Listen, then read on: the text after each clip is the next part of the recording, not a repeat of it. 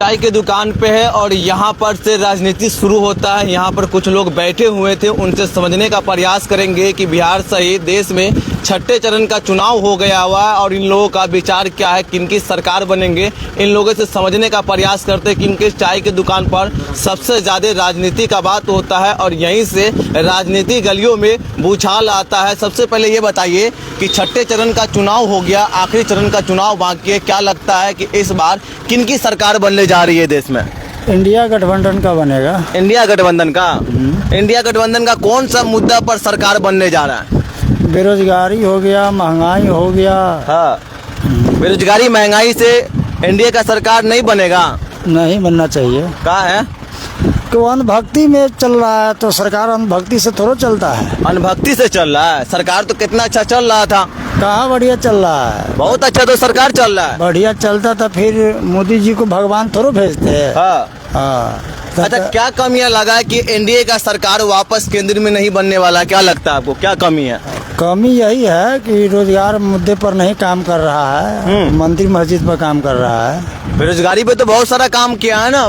कहाँ नौकरी दे रहा है? 2 करोड़ नौकरी किसको मिला है? कौन साल में मिला है? सिर्फ कह रहा है, मिलता थोड़ा है। नहीं मिला है। नहीं। मोदी जी का गारंटी है नौकरी से लेकर के रोजगार का बेहतर भी इंतजाम किया जाएगा। आपको नहीं लगता है कि मोदी जी का गारंटी फेल नहीं होने वाला? 15 लाख का गारंटी तो मोदी जी दिए थे। हाँ, वो कौन दिए थे? वो तो चुनावी जुमला होकर रह गया। पुलवामा हमला का कोई सर्वे हुआ? कुछ नहीं हुआ। वो सब का मोदी जी करवाते हैं सिर्फ अपना वोट बैंक लेने के लिए, और कुछ नहीं कर रहे हैं। अच्छा, क्या लगता है कि कांग्रेस की सरकार अगर केंद्र में बनता है तो उनसे उम्मीदें क्या है? जितने वादे किए गए थे वो तमाम वादे और दावे जमीनी हकीकत पे देखने को मिलेगा? एकदम मिलेगा। गरीब और मध्यम वर्ग के लिए वरदान होगा। लगता है आपको? एकदम, पहले भी था, अब भी होगा। यानी इन लोगों की बात किया जाए तो इन लोगों से ये समझने का प्रयास कर रहे हैं कि छठे चरण का चुनाव संपन्न हो जाने के बाद इन लोगों के मन में विचार क्या है और ये लोग क्या सोचते हैं कि आखिर किनका सरकार बनेगा। किनके वोटर ही तय कर पाते हैं कि सरकार किनकी बननी चाहिए और कौन सत्ता से बेदखल होनी चाहिए। किनके इस जगह की बात किया जाए तो ये चाय का दुकान है और मेरे हाथ में भी चाय है। इनसे समझने का इन लोगों से प्रयास इसलिए कर रहे हैं कि लोग सबसे ज़्यादा कन्फ्यूजन में है कि आखिर सरकार किनकी बनने जा रही है। एक तरफ मोदी जी का ये भी दावा है कि 400 पार 400 पार, तो लगता नहीं है कि इस बार 400 पार होने वाला है मोदी जी का? मोदी जी तो चुनाव से पहले ही 400 पार का डिग्री ले लिए हुए हैं। अगर ईवीएम उनका होगा तो फिर कुछ नहीं कहा जा सकता। अब वोट जनता दिया है तो इंडिया गठबंधन का ही बनेगा। इंडिया गठबंधन का? 100%। 100%। अच्छा, क्या लगता है चाचा आपको कि इंडिया गठबंधन है, राहुल गांधी का सरकार बनने वाला या फिर से मोदी जी आने वाला? लगता है आपको? क्या लगता है? कैसे कहें? फिर भी क्या लगता है आपको? हम तो सुन रहे हैं कि वही का बनेगा, मोदी का। मोदी का?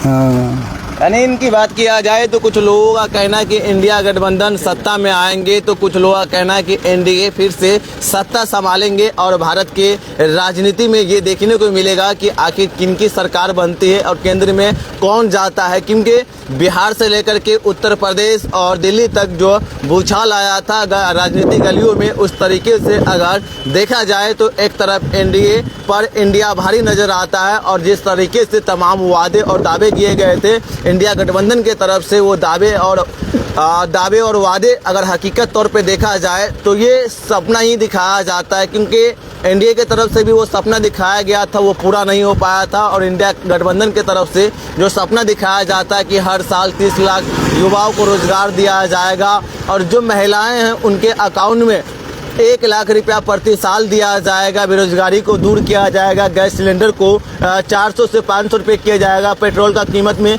गिरावट आएगा। ये देखना बाकी है कि ये तमाम वादे और दावे क्या सरकार बनने के बाद ज़मीनी हकीकत पर दिखाई देता है। इस पर क्या सोचते हैं आप? कमेंट बॉक्स में जरूर लिखिए और इस वीडियो को ज़्यादा से ज़्यादा शेयर कर दें आप।